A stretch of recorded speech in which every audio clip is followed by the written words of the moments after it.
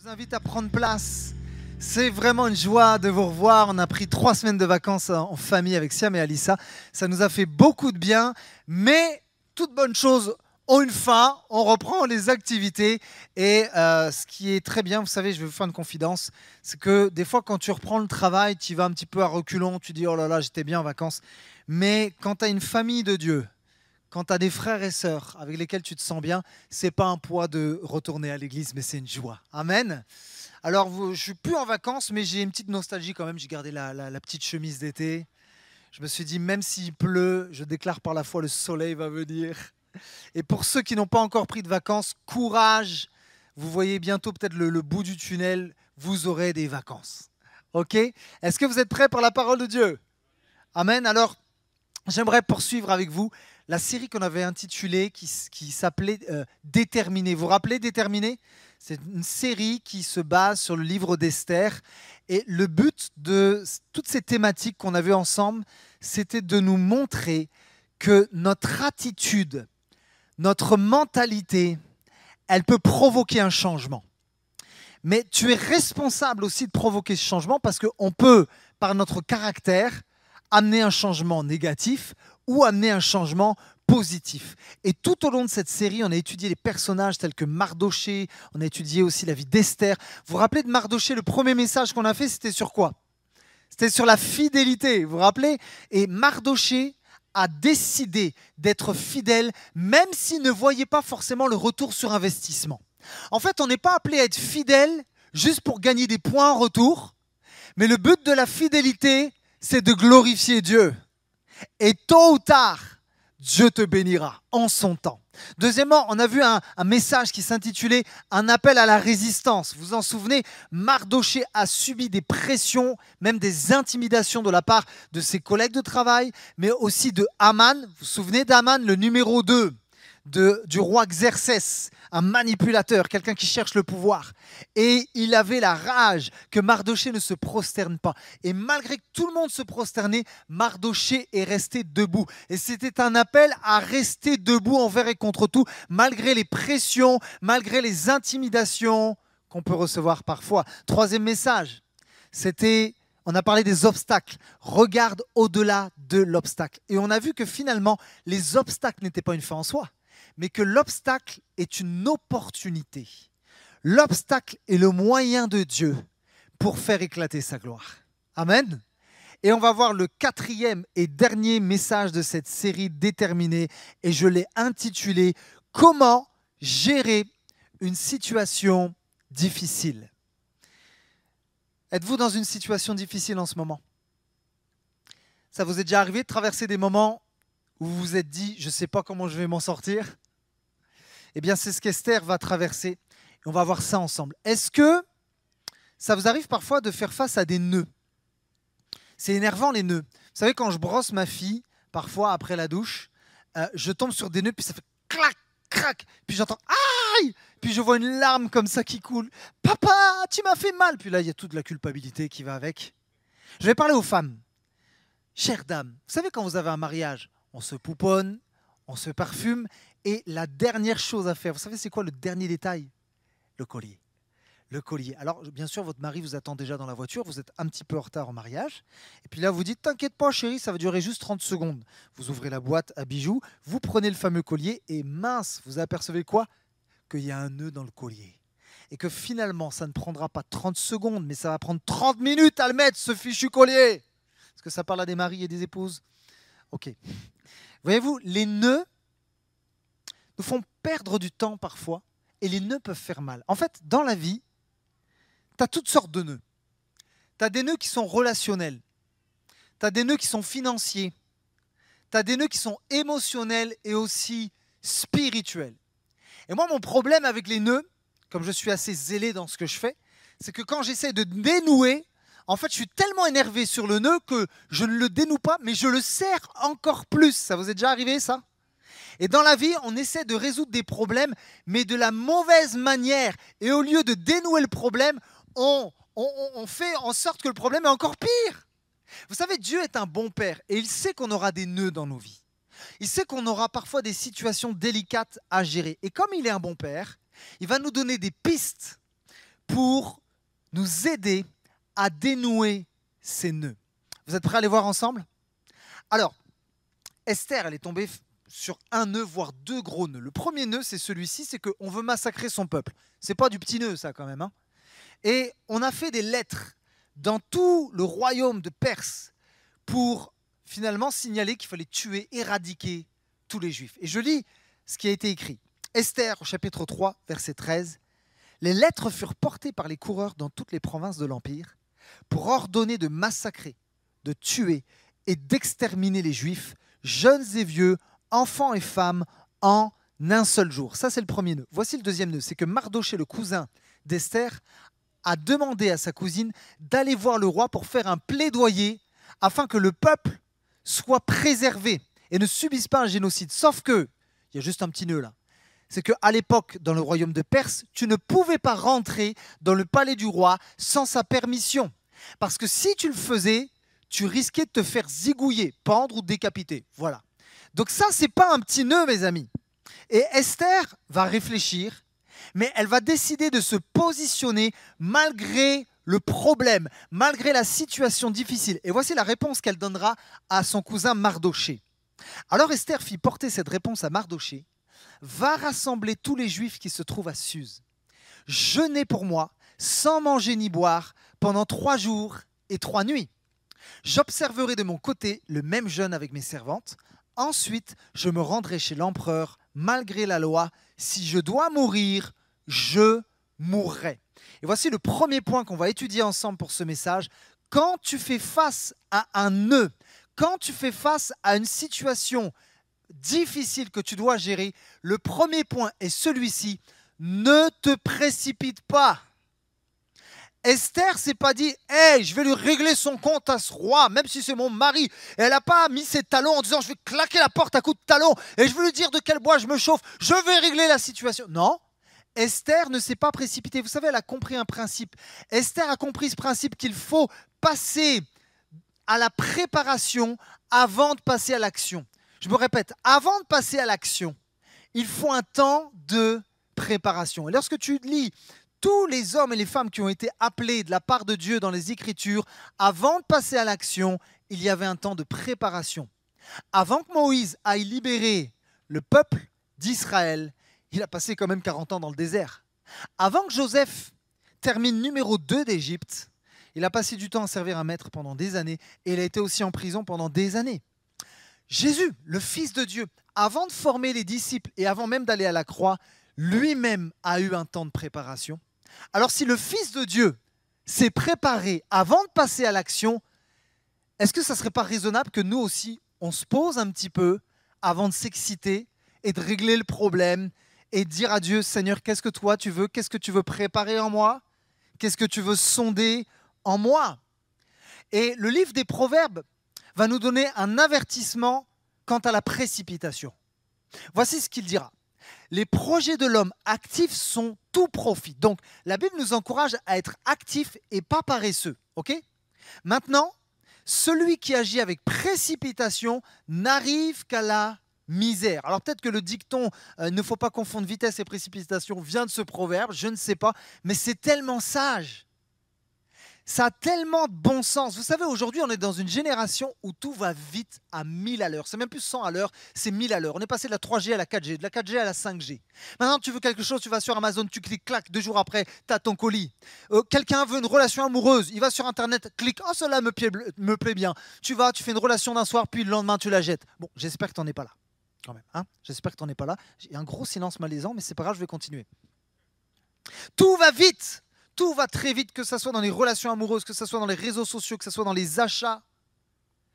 En fait, ce que je crains, c'est qu'on crée une génération d'impatients. On est impatient, on veut tout de suite. Et on se précipite pour obtenir les choses. Par exemple, je veux obtenir tout de suite. Je veux être satisfait tout de suite. Je veux réussir tout de suite. Sauf que dans la vraie vie, ça ne se passe pas comme ça. Il y a un processus. Il y a un temps de préparation.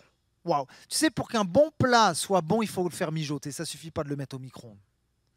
Et je lisais un article dernièrement qui s'intitulait « Sommes-nous en train de vivre une crise du temps ?» Et le constat, c'est que tout va de plus en plus vite. Et un homme du nom de Thomas Friedman, qui est éditorialiste au New York Times, va dire ceci. Nous sommes largués parce que ce monde va très vite, et de plus en plus. Avec la loi de Moore, les ordinateurs doublent leur capacité tous les 2 ans. Voilà que les robots se mettent à devenir coursiers, conseillers bancaires, auteurs de dépêches d'agences de presse et bientôt chauffeurs de bus. Waouh! Et nous n'avons même pas eu le temps de dire « ouf ». Nous ne savons plus nous adapter à la vitesse avec laquelle le monde change. Et il posera cette question, alors, que faire? Et donnera une réponse assez intéressante. Et je vais mettre des guillemets parce qu'il en mettra. En fait, la réponse, c'est se mettre en retard. Alors, prenez pas, comment te dire, ça au premier degré. N'arrivez pas en retard à l'église. Hein, c'est pas ça que je suis en train de vous dire. Voilà, petite parenthèse que je referme. Se mettre en retard, et je mets des guillemets, pour prendre le temps de réfléchir. Waouh! Il y a un proverbe qui dit que la réflexion te gardera de l'erreur. En fait, la Bible, c'est un livre tellement extraordinaire, c'est une mine d'or. Et si tu veux réussir dans ta vie, à toi d'appliquer en fait la parole de Dieu. En fait, moins tu réfléchis, plus tu as de chances de te planter. C'est juste logique. Il y a un homme que j'aime bien, c'est un auteur qui s'appelle John Maxwell. C'était un pasteur, c'est aussi un entrepreneur et il est connu notamment dans le domaine du leadership où il forme des chefs d'entreprise, il va de pays en pays, il a fait des centaines de pays. C'est quelqu'un qui est très très chargé dans son emploi du temps. Et alors que je lisais dernièrement un de ses livres, il dira ceci. Chez moi, j'ai un fauteuil spécial. Et ce fauteuil, je m'y assois tous les jours pendant une demi-heure avec un petit carnet. Et je prends un stylo. Et je note en fait ce que Dieu me dit. Je note mes idées. En fait, je passe du temps à réfléchir. Je coupe mon portable, je coupe tous les bruits qu'il y a autour. Et je me connecte. Et je note. Et j'ai trouvé ça tellement judicieux. Vous savez, même le Fils de Dieu, le matin, prenait le temps. Il prenait le temps pour aller au désert ou sur la montagne, ou peut-être près du lac. Et il avait un temps seul avec son Père, avant d'aller guérir des malades, chasser des démons et enseigner les gens. Si le Fils de Dieu prenait le temps de s'arrêter, à combien plus forte raison nous aussi on aurait besoin de s'arrêter? Le problème, c'est qu'on est dans une génération où on court, et on croit souvent qu'on va régler les choses en courant. C'est pas vrai? Je crois que j'ai une parole de Dieu pour quelqu'un. Vraiment, ça m'a travaillé cette semaine. Voici quelle est cette parole. Mon ami, ton temps d'arrêt est aussi important que ton temps d'action. Je vais le répéter. Ton temps d'arrêt est aussi important que ton temps d'action. Pourquoi? Parce qu'on n'aime pas être à l'arrêt. Vous savez pourquoi? Parce que quand on est à l'arrêt, on a l'impression que les choses n'avancent pas. Mais spirituellement parlant, quand tu t'arrêtes pour chercher Dieu, ce qu'il faut savoir, c'est que Dieu, lui, est en mouvement dans l'invisible. Amen. Et Esther, elle avait foi dans ce Dieu de l'invisible qui était en mouvement. C'est pour ça qu'elle ne s'est pas précipitée. Vous savez, j'ai une leçon par rapport à ça. Je ne suis pas bon bricoleur du tout, mais je me lance parfois dans des aventures un petit peu rocambolesques. Et lorsque j'habitais au Canada, il fallait que je monte une table avec des chaises et ma femme n'était pas là. Je vous avoue que Siam, c'est elle qui est plus bricoleuse que moi. Bon, voilà, c'est comme ça, je l'assume. Mais j'ai voulu lui faire une surprise. Alors j'ai pris les chaises et il y avait la notice à côté, tout ça. Mais je voulais aller vite parce qu'elle rentrait et je voulais lui faire la surprise, quoi. Donc j'ai monté les chaises, j'étais tout content, tout ça. Et tout est monté, les chaises sont debout. Je me dis, merci Seigneur.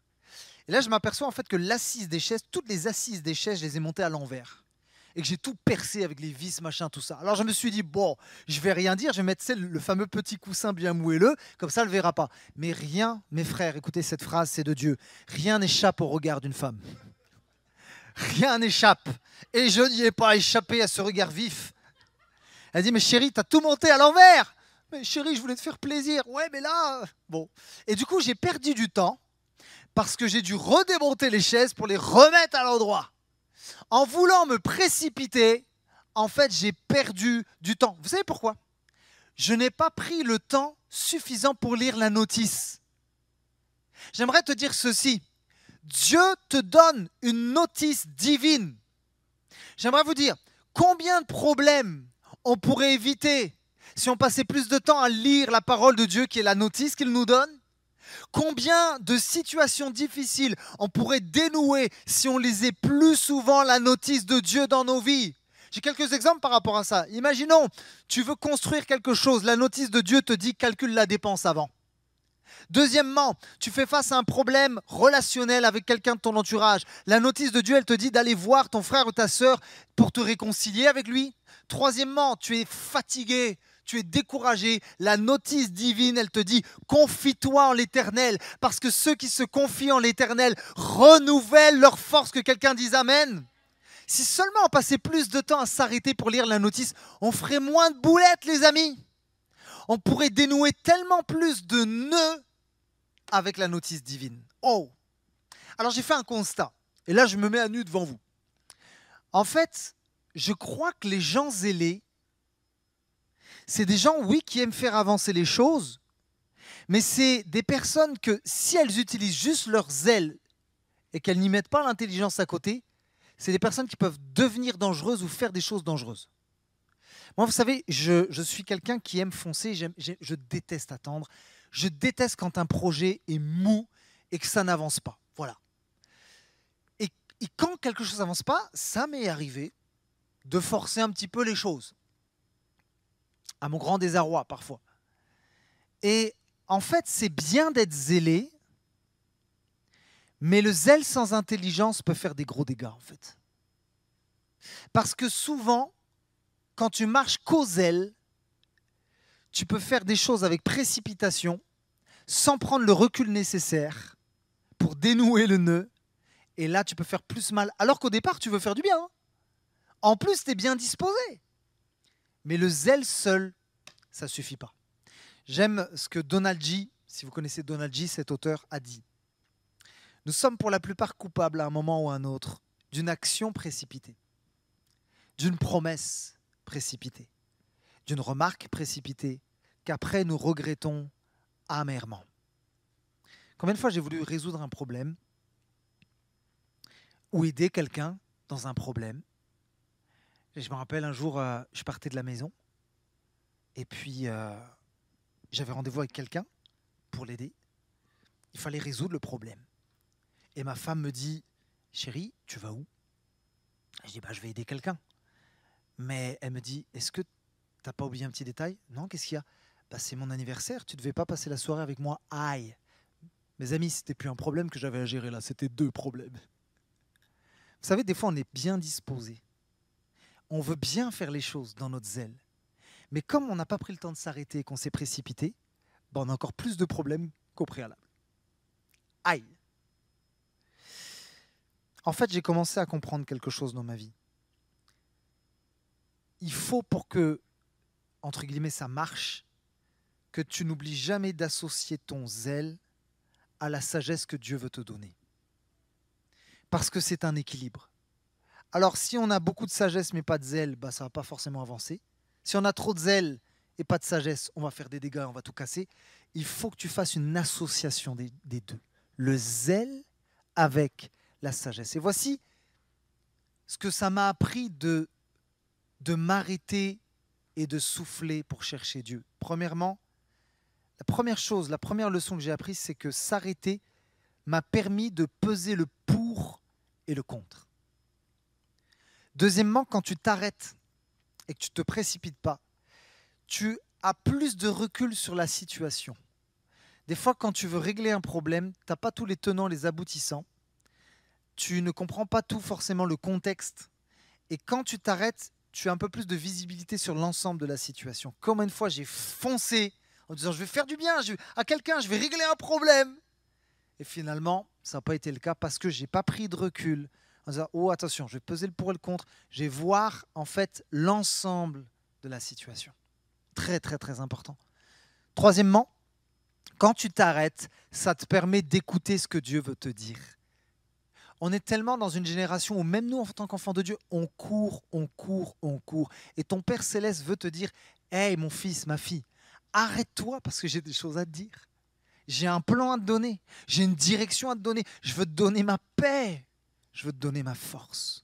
En fait, plus tu vas t'arrêter pour écouter Dieu, et plus tu auras de chance d'aller sur la bonne voie. Amen.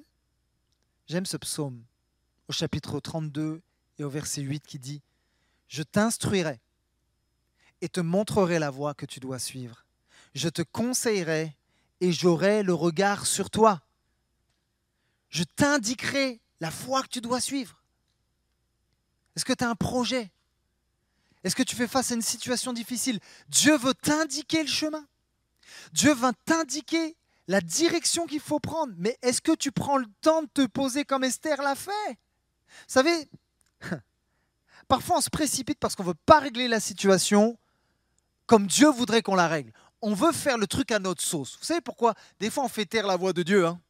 Dieu veut nous parler, mais on dit non, tasse-toi un petit peu, c'est bon, je vais gérer Dieu. Et on va croire qu'on va faire mieux que Dieu. Mais tu sais, quand on fait ça et qu'on essaie de régler tout par nos propres forces, tu vas te manger un mur, tu vas te manger 2 murs, tu vas te manger 3 murs, puis peut-être tu vas réfléchir et tu dis, bon, j'en ai marre de manger des murs, je vais peut-être éviter de m'en prendre un 4e.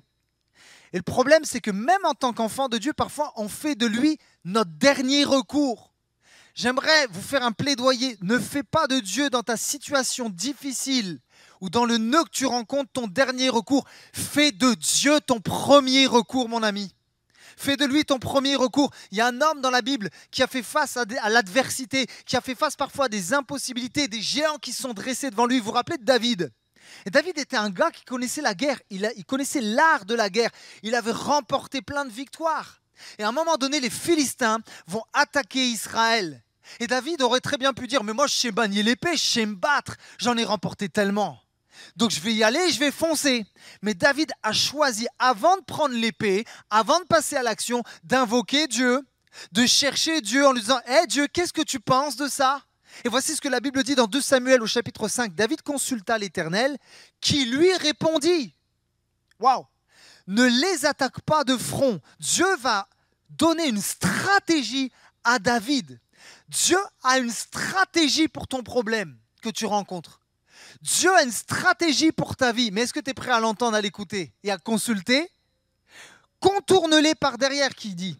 Puis reviens sur eux en face de la forêt des mûriers. Quand tu entendras un bruissement de pas dans les cimes des mûriers, alors hâte-toi, car je me serai mis en campagne devant toi pour battre l'armée des Philistins.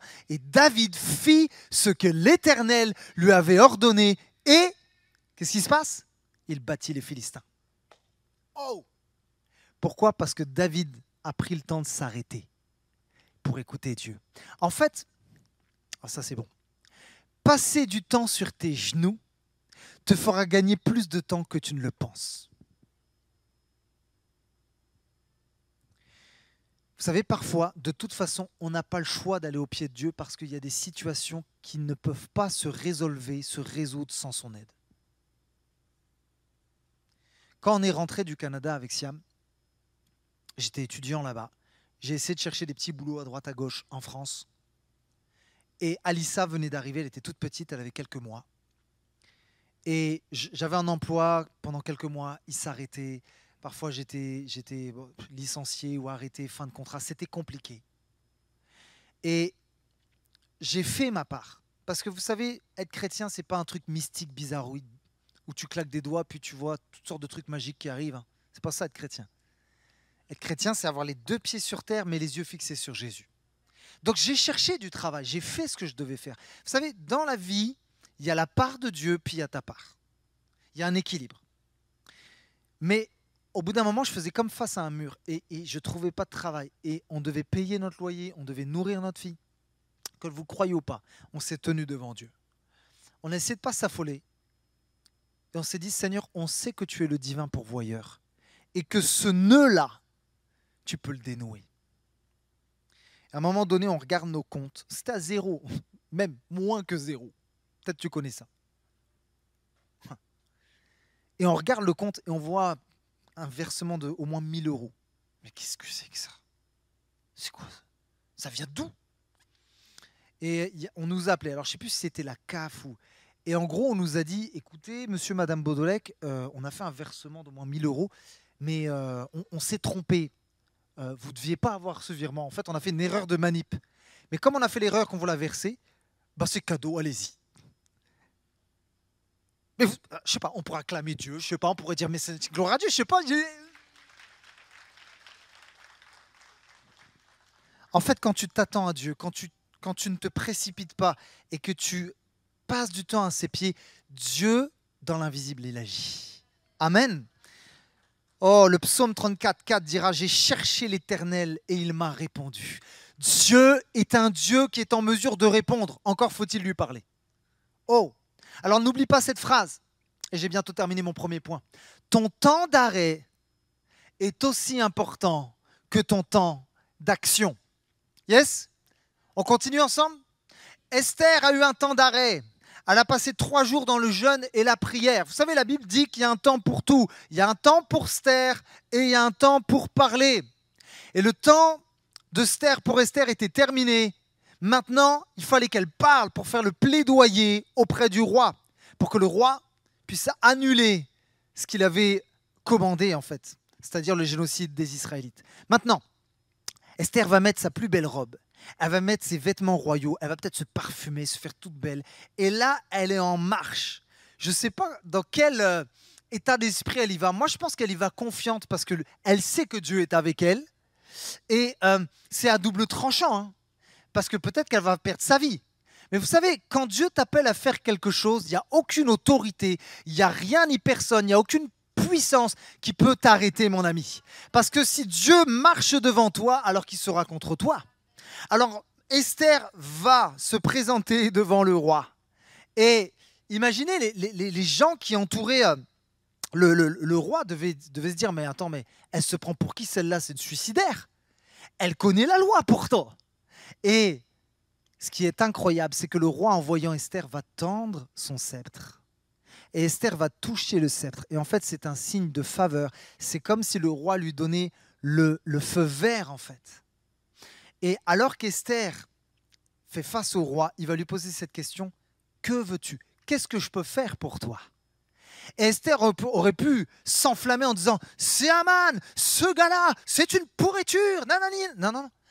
Esther ne s'est pas précipitée. Esther, et ça c'est mon deuxième point, elle a su faire preuve dans cette situation de tact et d'intelligence. J'ai oublié de mettre le mot intelligence, et c'est très important. Elle a fait preuve de tact et d'intelligence. Il y a des situations que tu ne pourras pas régler en t'énervant, en piquant des crises ou en essayant de forcer le bras de Dieu. Il va falloir que tu fasses preuve de tact et d'intelligence. Isaac Newton a dit ceci, le tact, c'est l'art de proposer un argument sans se faire un ennemi. J'ai bien aimé. Et le dictionnaire dira ceci. Le tact, c'est la qualité qui permet d'apprécier intuitivement ce qu'il convient de dire, de faire ou d'éviter dans les relations humaines. Les synonymes de tact, c'est délicatesse, sagesse, retenue, bienséance et finesse. Et j'aimerais vous dire ceci. Esther, c'est la reine de Perse, mais je l'appelle aussi la reine de la finesse. Elle est tellement dotée d'une intelligence et d'une sagesse. Elle ne va pas pointer tout de suite Haman, elle ne va pas le pointer du doigt, mais elle va attendre le bon moment pour dire les choses. En fait, elle a compris qu'il y a un timing qu'il faut respecter lorsqu'on essaie de résoudre un problème. En fait, Esther, elle s'attend à Dieu. Et je me suis fait cette réflexion. En fait, moins tu t'attends à Dieu, et plus tu vas forcer les choses par tes propres forces. Moins tu t'attends à Dieu, et plus tu vas faire du chantage pour obtenir quelque chose. J'irai plus loin. Moins on s'attend à Dieu, et plus même on peut flirter avec la manipulation pour essayer de résoudre un problème. Mais Esther, elle n'a pas fait de cinéma. Elle n'a pas manipulé avec les sentiments ou les émotions, parce qu'encore une fois, elle s'attendait au Dieu vivant et vrai. Et Esther va avoir une idée. Elle sait, parce que le roi c'est quand même son mari, que son roi aime les festins. Donc en fait, elle va inviter le roi Xerxès et Haman, son numéro 2, à un festin. Donc le roi lui dit « Qu'est-ce que tu veux ?» Et elle va lui répondre, Esther lui répondit « Si l'empereur le veut bien, qu'il vienne ce soir avec Haman au festin que j'ai préparé en son honneur. L'empereur dit « Dépêchez-vous de prévenir Haman pour que nous nous rendions à l'invitation d'Esther. » L'empereur et Haman vinrent au festin qu'Esther avait préparé. Esther a compris pour résoudre un problème, pour dénouer quelque chose de compliqué, ça prend le bon moment et ça prend la bonne manière. Je m'explique. Imagine que tu as eu une embrouille avec quelqu'un de ta famille, ou quelqu'un même qui t'est proche, hein, ou un collègue de travail, un nœud relationnel. Tu as deux options. Soit pour t'excuser, t'envoies juste un petit texto vite fait, bien fait, ou soit la deuxième option, t'invites cette personne à aller boire un café avec toi pour t'expliquer. Quelle option sera la mieux à votre avis, la plus efficace? La numéro 2, je pense. Et en fait, Esther, elle a compris que si elle manquait de tact, si elle loupait le bon timing, ça pourrait tout, excusez-moi l'expression, faire foirer. Esther a compris qu'il fallait s'y prendre de la bonne manière. Donc elle a invité les gars à un festin. Mais ce qui est fou, c'est qu'elle ne va rien dire pendant ce festin. Mais alors que le roi va lui dire, mais qu'est-ce que tu veux? Elle va dire, non, non, mais écoute, j'aimerais faire un deuxième festin, et puis peut-être que là, je te le dirai, quoi. Et là, j'ai envie de me dire, quand je lis le texte, mais tu vas lui dire ou pas ta requête? Et il y a un dicton qui dit ceci, tout vient à point pour qui sait attendre. Et c'est vrai. Et là, Esther se retrouve au deuxième festin, le deuxième jour. Il y en a eu un premier, là, il y en a un deuxième, et enfin, elle va communiquer sa requête au roi. Voici ce que le texte dit. Ce deuxième jour, pendant que l'on buvait le vin, l'empereur demanda de nouveau à Esther, « Dis-moi quelle est ta requête, impératrice Esther. Elle te sera accordée. Quelle est ta demande? Même si c'est la moitié de mon empire, tu l'obtiendras. » L'impératrice Esther répondit, « Si l'empereur veut m'accorder une faveur, si l'empereur le veut bien, que la vie sauve me soit accordée, c'est là ma requête. Que la vie sauve soit aussi accordée à mon peuple, telle est ma demande. » En effet, moi et mon peuple, nous avons été livrés pour être massacrés, tués et exterminés.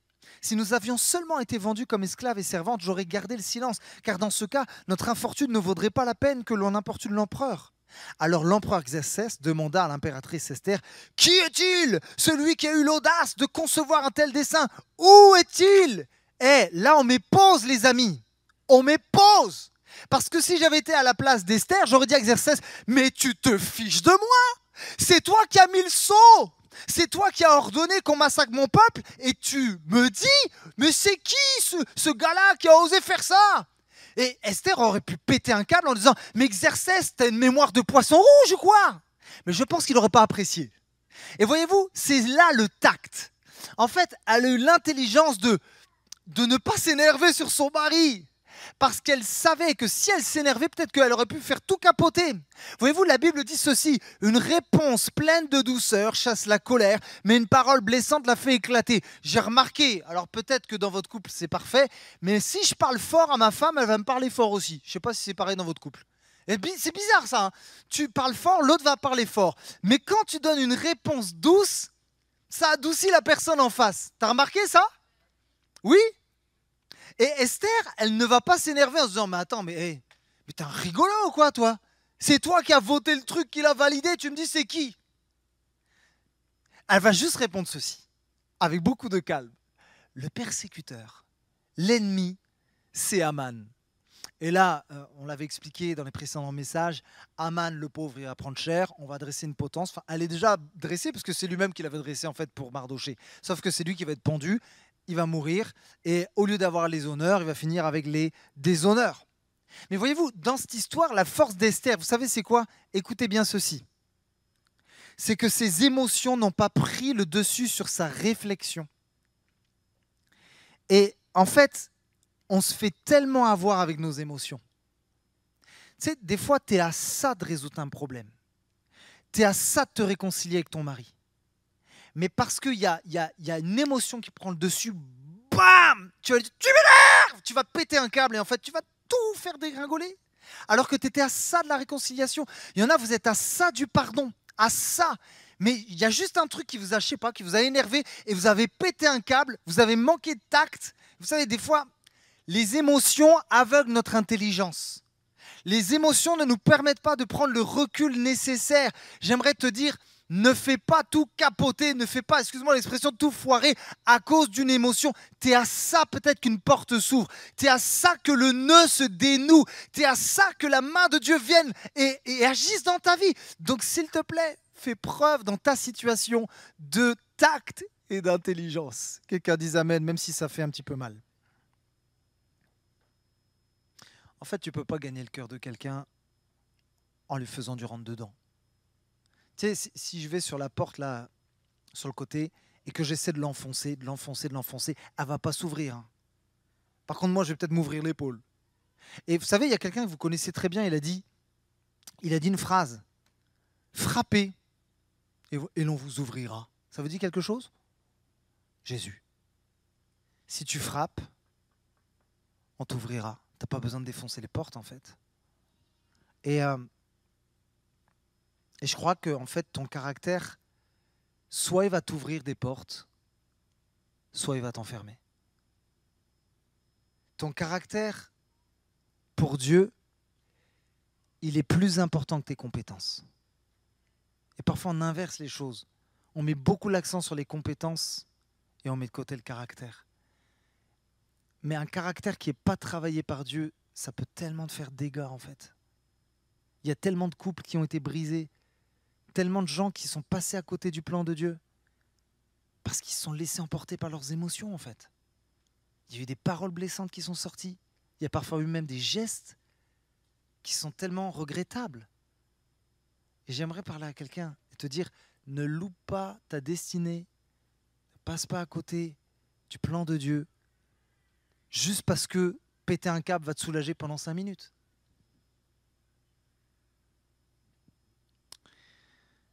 Souvent, je l'ai déjà dit cette citation, mais parfois en 1 minute, tu peux perdre ce que tu as essayé de bâtir toute ta vie.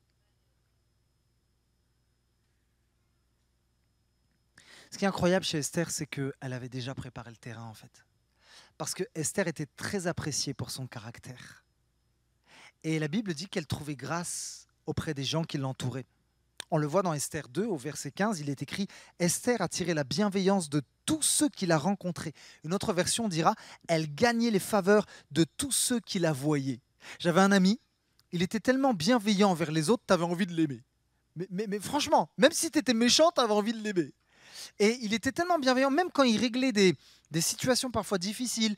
C'était quelqu'un qui était responsable, en fait. C'était un de mes responsables. Et en fait, on avait envie de le servir parce que lui nous servait. On avait envie de faire quelque chose pour lui parce que lui s'intéressait aussi à nous. Il faisait toujours preuve de tact envers nous.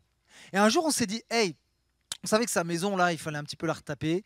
Il y avait des coups de peinture à faire. Donc, il était parti en vacances. On lui a fait une surprise. On a acheté des pots de peinture. On a racheté une machine à laver. On a fait venir des bricoleurs. On est venu avec toute une équipe et on a retapé la maison. On a repeint ses murs. On a refait toute sa terrasse. Et quand il est venu, il était tellement touché, quoi. Il disait, mais pourquoi? Parce que je pense que quand tu es bienveillant envers les autres, ils te le rendent bien en général. Et en fait, il y en a, ils s'étonnent, mais pourquoi j'ai pas d'amis? Pourquoi ça marche pas dans mon couple? Mais parce que tu es horrible, tout simplement, dans ton caractère. Mais Esther, elle avait la faveur des gens, parce qu'elle était bienveillante. Waouh! Et tu sais, le but de Satan, en fait, c'est de te dévier du plan de Dieu. Comment il va te faire dévier? Il va te faire dévier quand l'offense que tu as reçue, elle n'est pas réglée dans ton cœur. Il y a un auteur qui a dit que l'offense, c'est l'arme cachée de Satan. Et lorsque tu ne refermes pas la plaie, Satan vient s'immiscer dans la plaie. C'est pour ça que la Bible dira, ne laissez pas accès au diable. Tu sais, quand tu es attristé, quand tu es blessé, parfois que ça tourne dans ton cœur, ça tourne dans ta tête, tu as tendance plus à te focaliser sur le problème, sur ta blessure. Et c'est là que le diable vient tout détruire. Et vous savez ce qui nous fait dévier souvent? Je crois que ce qui nous fait dévier du plan de Dieu, c'est que souvent nous sommes concentrés, focalisés sur notre propre personne, au lieu d'être focalisés sur la cause. En fait, Esther, elle a compris que la cause était plus grande qu'elle-même. En tant que chrétien, tu vis pour la cause du royaume de Dieu. C'est une cause qui est glorieuse.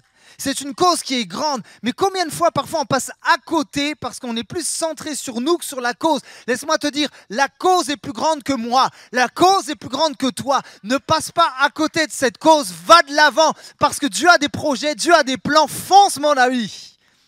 Aïe, aïe, aïe. Ne passe pas à côté à cause de l'offense. Waouh. Alors Esther, elle va continuer. Alors les deux premiers points, rappelez-vous le premier, c'est qu'elle ne s'est pas précipitée. Elle a écouté Dieu, elle a été à ses pieds. Et deuxièmement, lorsqu'elle a eu l'opportunité de parler, elle n'a pas manqué de tact, mais elle a été intelligente. Maintenant, troisième et dernier point. Quand tu fais face à un moment difficile, une situation difficile, ne fuis pas devant l'adversité. Vous savez, on n'aime pas gérer des situations complexes. Pourquoi ? C'est inconfortable. Et on n'aime pas l'inconfort. C'est sûr que c'est mieux le confort. Et Esther, elle aurait très bien pu se dire, mais je préfère pas prendre de risques, je vais rester dans mon palais luxueux. En plus, j'ai du Chanel à volonté, j'ai du Dior, je peux me faire masser, je peux me faire couper les ongles, j'ai tout à volonté. J'ai tous mes sacs Michael Kors. Les filles, peut-être ça vous donne envie, je ne sais pas. Mais elle était très bien dans son palais. Très, très bien. Mais elle s'est dit, la cause est plus grande. Et je ne reculerai pas, même si le dossier semble impossible à gérer. Et on va le voir pourquoi il semblait impossible à gérer. Et je vais dire un truc peut-être que les prédicateurs ne disent pas souvent, mais je vais oser le dire. En fait, dans ta vie, si tu veux débloquer des choses, si tu veux dénouer certaines choses, il faut que tu ailles au culot. Comment, c'est pas biblique ce que tu dis là, Grégory, le culot, c'est quoi ça ? En fait, le culot, c'est un mot qui est familier. Le culot, c'est tout simplement de l'audace.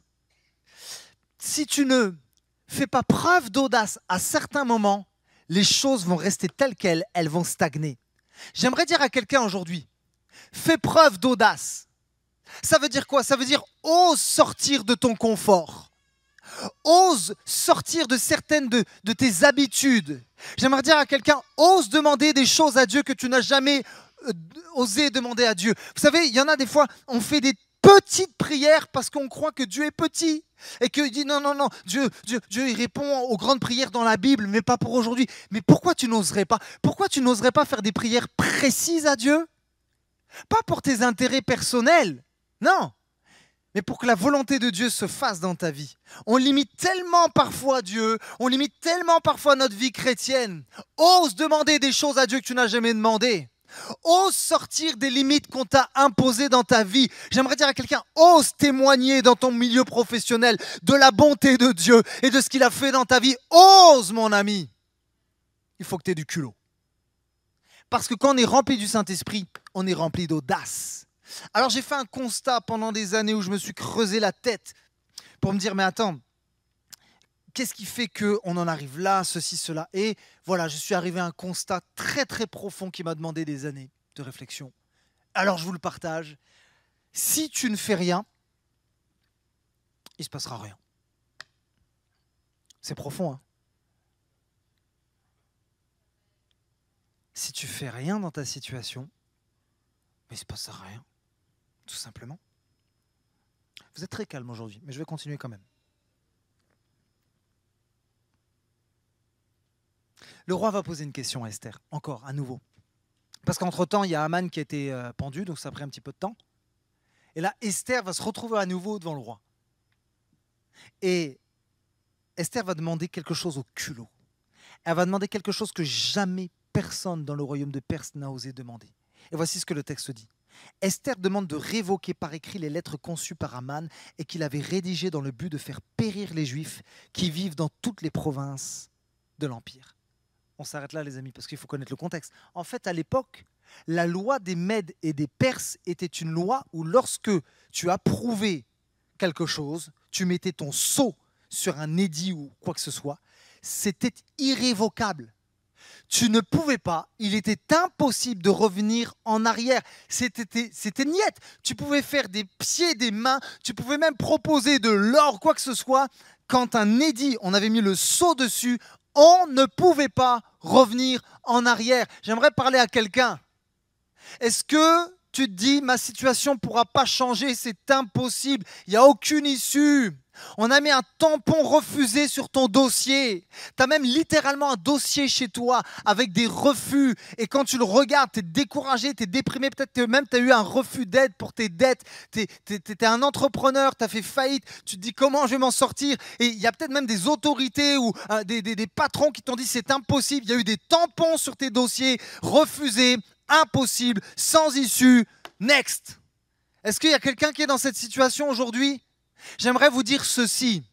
Même si ton dossier est en dessous de la pile, Dieu qui est tout puissant est capable de le prendre et de le mettre au-dessus de la pile. Vous savez pourquoi? Parce que la Bible dit que le cœur du roi est comme un courant d'eau dans la main de Dieu. Quelle autorité peut s'opposer au plan de Dieu? Si Dieu a décidé de t'ouvrir une porte, si Dieu a décidé de tracer un chemin, si Dieu a décidé de se servir de toi, il se servira de toi envers et contre tout. Malgré les tampons qu'on a mis, malgré le refus qu'on a mis, malgré les paroles de mort qu'on a mis sur ta vie, le Dieu de l'impossible est en mesure de t'ouvrir la porte. Que quelqu'un dise Amen. Amen. Yes. Contre toute attente, les amis, voici la réponse de l'empereur. Contre toute attente, je lis pour vous. L'empereur Xerxès répondit à l'impératrice Esther et au juif Mardoché. En ce qui me concerne, j'ai déjà donné à Esther les biens de Haman. Et lui, je l'ai fait pendre à la potence parce qu'il voulait porter la main sur les Juifs. Vous maintenant, et ça c'est extraordinaire, en fait, il est en train de se passer quelque chose d'inédit. Vous maintenant, écoutez ceci, rédigez des lettres concernant les Juifs comme vous le jugerez bon. Mais on hallucine. Écrivez-les au nom de l'empereur et cachetez-les avec le sceau impérial. En effet, un document rédigé au nom de l'empereur et cacheté avec son sceau est irrévocable. En d'autres mots, ce que Xerxès, le roi de Perse, un des rois des plus puissants de l'époque, est en train de dire, je te donne carte blanche. Ta carte blanche, vous n'avez qu'à écrire un autre édit qui aura la priorité sur le précédent. C'est juste miraculeux ce qui est en train de se passer, les amis. Il n'y a que Dieu qui peut le faire. Pourquoi? Parce qu'une femme ne s'est pas précipitée, mais qu'elle a cru bon qu'il fallait chercher Dieu pour qu'il donne le plan et la direction. Parce qu'elle ne s'est pas laissée surmener par ses émotions, mais elle a eu du tact et de l'intelligence. C'est une femme qui s'attendait à Dieu. Et grâce à cela, l'ancienne loi va être neutralisée et les Juifs vont pouvoir se protéger en ayant leurs propres moyens de défense. En d'autres mots, ce que Esther a fait, c'est qu'elle a sauvé son peuple. Pourquoi? La cause était plus grande qu'elle. Alors que j'appelle l'équipe de louange à s'approcher, j'ai bientôt terminé. C'est quoi la leçon de cette histoire? Quand tu as un problème à régler, une situation difficile, c'est quoi la leçon dans tout ça? Je pense que si on n'applique pas ce que je vais te dire, ça va être très compliqué en fait de résoudre les problèmes, qu'ils soient relationnels ou autres. La leçon, c'est que la résolution de problèmes passe par une chose. Ça passe automatiquement par un renoncement de soi.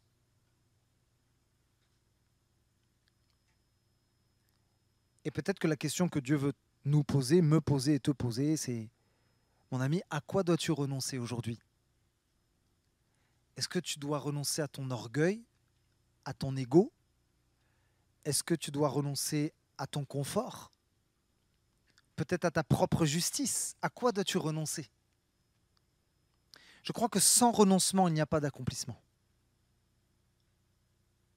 Vous savez, il y a un homme qui a fait face à un très très gros problème, un très gros nœud dans l'histoire de l'humanité.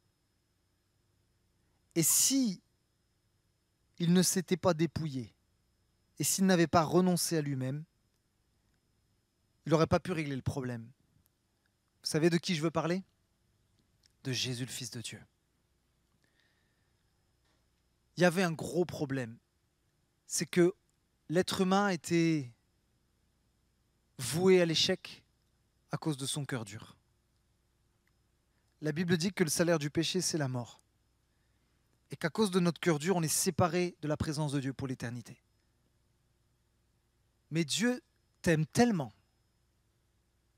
qu'il a envoyé son Fils Jésus pour régler le problème dans l'histoire de l'humanité. Mais pour le faire, il a quitté sa gloire. Il s'est dépouillé et il a pris ta place et ma place sur la croix. Et à la croix, le dossier a été réglé. Tout a été accompli. Pourquoi? Parce qu'un homme, le Fils de Dieu, a décidé de renoncer à sa gloire.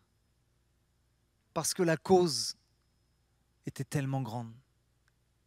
La cause, c'était toi, en fait. C'était toi et moi.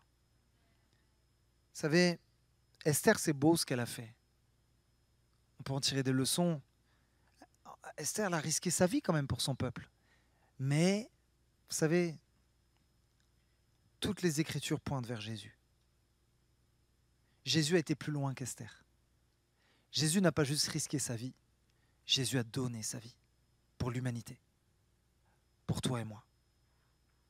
Alors, je ne sais pas si tu vis des moments difficiles en ce moment. Et je ne suis pas en train de te dire que si tu fais ça, tout va disparaître en un claquement de doigts. Je serais un menteur de te dire ça. Ça ne veut pas dire que Dieu, instantanément, pour résoudre tes problèmes, il a le pouvoir de le faire. Il est Dieu. Mais ça ne se passe pas toujours comme ça.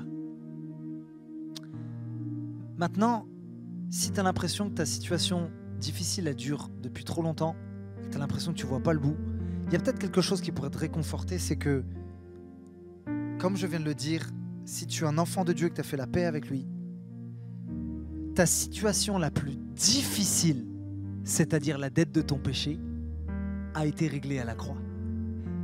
Et même si parfois on a d'autres problèmes, ce problème-là, au moins lui, il est résolu. Et ça devrait nous rassurer. En fait, ce que je suis en train de te dire, c'est on en aura toujours des problèmes. Alors, parfois on se met dedans, hein. Mais parfois il y a des problèmes qu'on ne peut pas éviter. Ça ne veut pas dire qu'ils resteront toute la vie.